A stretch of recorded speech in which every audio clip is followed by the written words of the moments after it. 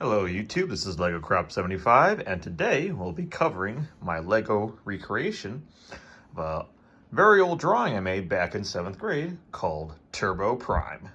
Now, Turbo Prime is basically my own custom mech creation I wanted to make, because, I've seen shows like Robotech, Transformers, Gurren Lagann. I'm like, man, I want my own custom mech, And so I decided to kind of mash all three of those together to create this thing, Turbo Prime. You can see here there's a little bit of remnants of Optimus there. You see the chest piece and the exhaust tubes that you can find on a truck and whatnot.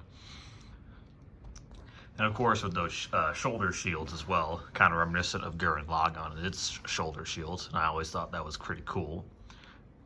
So yeah. Turbo Prime, if it was in real scale, probably stand around 17 meters tall in real life, as you can see here by the minifigure for scale as to how gargantuan this thing is compared to it. Just an absolute unit in terms of a human scale, but yeah. Right here we got some of the weapons. We got dual-wield machine guns that are belt-fed from the shoulders. The whole lore / mythos behind that is it has ammo regeneration or ammo genesis machines in the shoulder parts there that basically pump out the ammo and effectively has infinite ammo so long as there's power in the unit.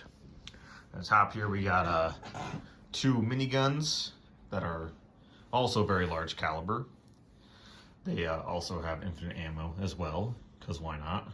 Also because, it'd be really hard to store enough ammo on these things for these miniguns if they didn't have infinite ammo, because they are, absolutely gigantic. They're probably, like 8-inch caliber miniguns, which is absurdly large and also extremely dangerous, especially if you're in a civilian area. Because a funny thing, too, is, I recently found, a clip on Instagram, the guy showcasing, it was like Gundam being a kid-friendly show. And it was just obviously that was sarcasm.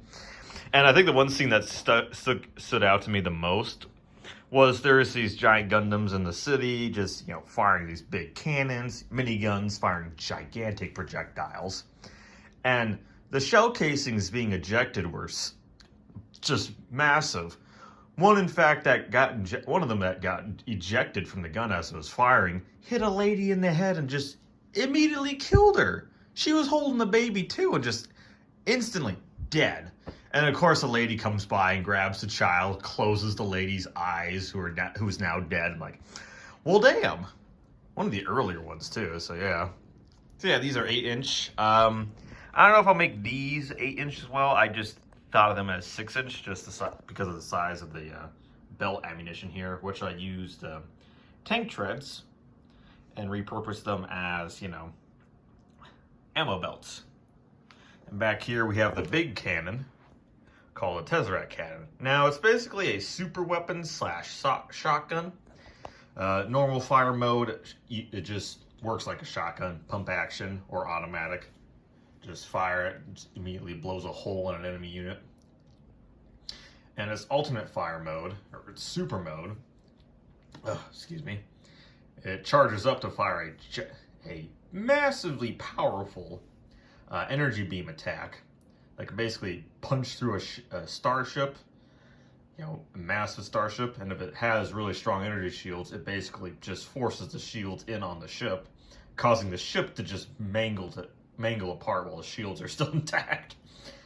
I always thought of that whenever you fire this thing at a ship, it just does that to the ship. So I always thought that was cool. In the back here we have some jet boosters to make it fly through the sky faster. Pretty cool. I think so. I did a really good job with these, I think. Got the intakes up top there. You got the outtakes here. These actually just, move and whatnot. You got a little cone there for the exhaust and whatnot. On the side here, you got some skirts and whatnot for the waist area. Now, normally I have this hand cannon and sword on the waist part, but I haven't put them back on yet. But yeah, the hand cannon just rests there, kind of at the side, and a sword there as well. So yeah, it's got a sword that I haven't really implemented it yet. I could definitely improve the sword a little bit more, but I always had in mind that it was a tri-blade sword that also doubles as a chainsaw sword. So I'll try to implement that soon in the future, but we'll see. This is just a normal handgun, fires the same caliber ammunition as the machine guns here, 6-inch caliber, which is still massive. So I always thought it's just an emergency gun just in case. Right here is the chest. Now the chest also has a dual function, has hidden rocket pods. I don't have them attached right now, but I can show you. See the floor, and yes, it is very messy because I've been tinkering with my Legos again. For those of you who build on a regular basis, this should seem normal to you. But yeah, I have like these little things as like the rockets. So I replaced those panels and put those there to imitate the rocket pods being out. Oh, and also these turrets on the back as well, double or triple as both miniguns, cannons, which are either 16-inch or 20-inch cannons, and extra boosters. You know, whole TV show or movie magic where they just magically transform into those different items. I'm not really sure what kind of lore reason I would put for that, but I just put it as like fighting spirit magic or what have you, like you see in Gurren Lagann, because that's just fun. Let's see. Oh, and here, let me show you the original drawing I have made that I based this off of. Let's see. Gotta do some plates. There we go. And there it is. The original drawing I made back in, I think, yeah, 8th grade is when I drew this thing. You can see the blade sword there, the machine guns, the shoulder-mounted guns, which are cannons in this scene, machine gun firing, handgun there, also a little dagger a friend of mine drew way back when. So yeah, this is making this build was a dream come true. For me, it really was, because for the longest time, I wanted to immortalize it in Lego. I really did. I tried way back when as well, but, you know, this was me building early on. It was just, oh, it did not look well. I mean, I enjoyed it, but, you know, it's just like, it could have looked better. I'm pretty sure I have some pictures of it somewhere around here, like an old computer of mine. If I find it, I'll probably make a YouTube post about it, but if not, yeah. Wish I did a better job of trying to catalog that back then, but, you know, I didn't really think of it that much. Let's see what else. Oh yeah, it's got some rocket boosters on its shoes as well. Let me try to pick this up so I can show you. There we go. You can see there, little blue clear pieces there to symbolize that they're engines.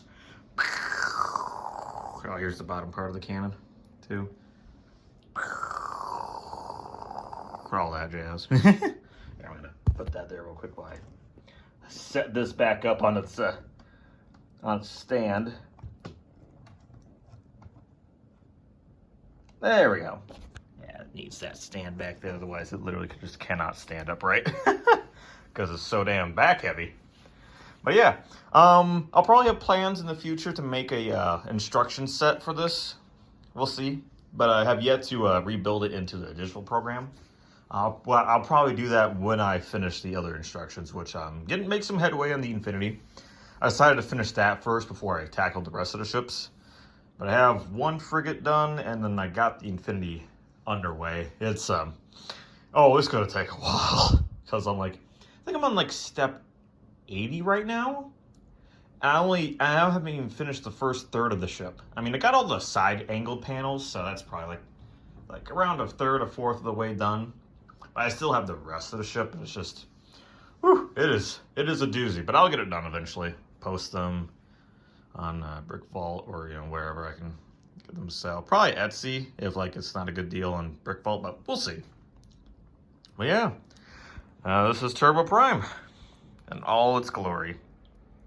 Thank you all for watching, and I hope to see you in the next video. Take care.